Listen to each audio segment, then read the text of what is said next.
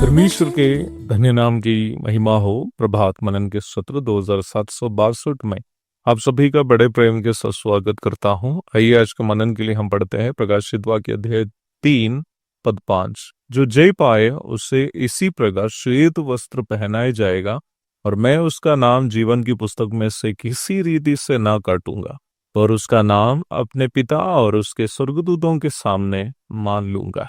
हमारे पिछले दिन के मनन में हम ये देखे थे कि पढ़ी गई पद में सूचित किया गया श्वेत वस्त्र उस प्रकार के वस्त्र नहीं है जो हम वर्तमान में पहनते हैं, बल्कि पवित्रता से परिपूर्ण शरीर में तब्दील होने वाले मसीही विश्वासियों की देह में चमकने वाली परमेश्वर की महिमा को सूचित करता है। पाप के कारण हम यही महिमा से आज वंचित हैं, रोमी 3:23। परंतु जब हमारी देह यीशु मसीह की महिमा से परिपूर्ण देह के समान बदल जाएगी, हमारी भी देह प्रभु की महिमा से भरपूर हो जाएगी।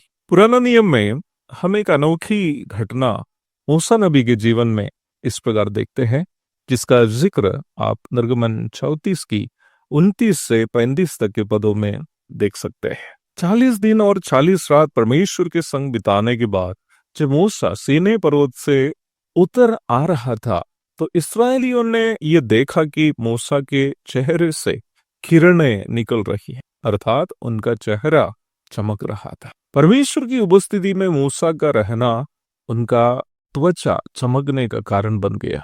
मुझे सुनने वाले प्रिय भाई बहनों, पाप से प्रदूषित शरीर में परमेश्वर की उपस्थिति में मात्र 40 दिन और 40 रात बिताने के कारण मूसा की त्वचा यदि चमकने लगी, तो पवित्रता से परिपूर्ण शरीर में जब हम अनंत काल के लिए प्रभु की उपस्थिति में रहेंगे तो हमारी देह कितने अधिक चमकेगी, है ना? क्या ये बात हमें आनंद देने वाली नहीं? मेरे तो रोंगटे खड़े हो जा रहे हैं। लेकिन पद को जो प्रारंभ में हम पढ़े हैं, ध्यान से देखकर कुछ बातें वहां से समझने की है। प्रभु कहता है, जो जय पाए उसे इसी प्रकार श्वेत वस्त्र पहनाया जाएगा और मैं उसका नाम जीवन की पुस्तक में से किसी रीति से ना काटूंगा, पर उसका नाम अपने पिता और उसके स्वर्गदूतों के सामने मान लूंगा। इस पद को पढ़ने के बाद 2-3 सवाल हमारे मन में आने की संभावना है, जिसका उत्तर जानना अनिवार्य है। पहला सवाल है, कौन है वो जो जय पाएंगे? क्या वही है जिन्होंने पाप करने से अपने आप को सुरक्षित रखे? दूसरा सवाल, यह बताइए जीवन की पुस्तक क्या है? क्या वही है जिसका जिक्र हम प्रकाशित वाक्य 20 की 15 में देखते हैं? तीसरा सवाल, यदि हाँ है तो क्या इसका ये मतलब नहीं है कि जो जय नहीं पाए अथवा पाप में फंसते रहे उसका उद्धार नष्ट हो जाएगा? वचन का अध्ययन गंभीरता से करने वालों के मन में इस प्रकार के सवाल उत्पन्न होना स्वाभाविक है। आइए एक एक करके इन सवालों पर हम चर्चा करते हैं। जय पाने वाले कौन है? इस सवाल का उत्तर हमें 4 पद से ही मिलता है। 4 पद में हम देखते हैं कि सरदीस के कुछ उन विश्वासियों की चर्चा की गई है वहां, जिन्होंने अपने अपने वस्त्र को अशुद्ध नहीं किए।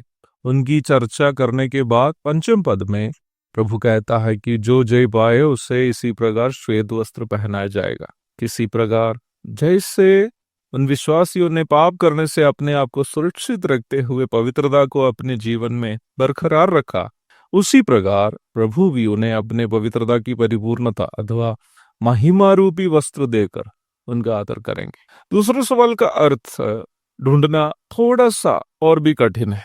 बाइबल में जीवन की पुस्तक के नाम में हम दो पुस्तकों को खास करके देखते हैं। पहली पुस्तक जीवितों की पुस्तक अथवा the book of the living है, जिसका जिक्र हम निर्गमन 32 की 33 में देखते हैं। संसार में जो लोग जिंदा उन लोगों के बारे में उस पुस्तक में है। भजन 139 की 16 भी पढ़िएगा। परंतु प्रकाशित वाक्य 20 की 12 तथा 15 में हम जिस जीवन की पुस्तक के बारे में देखते हैं वह है the book of the life अथवा जीवन प्राप्त लोगों के नाम आलेखित पुस्तक है। फिलिपी 4:3 में प्रेरित पौलुस भी इस पुस्तक का जिक्र किया है, जिसमें जीवन पाए हुओं के अथवा उद्धार पाए हुओं के नाम लिखे जाते हैं। निश्चय ही प्रारंभ में पढ़ी गई पद में जिस जीवन की पुस्तक का जिक्र हम देखते हैं वो वही जीवन की पुस्तक ही है जिसका जिक्र हम प्रकाशित वाक्य 20 की 12 और 15 में देखते हैं। लेकिन क्या इसका मतलब यह है कि जो विश्वासी पाप में कभी फंस गया है वह अपना उद्धार खो दिया? प्रभु की इच्छा हुई तो इस महत्वपूर्ण सवाल का उत्तर हम कल चर्चा करेंगे। तब तक के लिए आपसे विदा हो जाता हूं। प्रभु आप सबको आशीष दे। आमीन।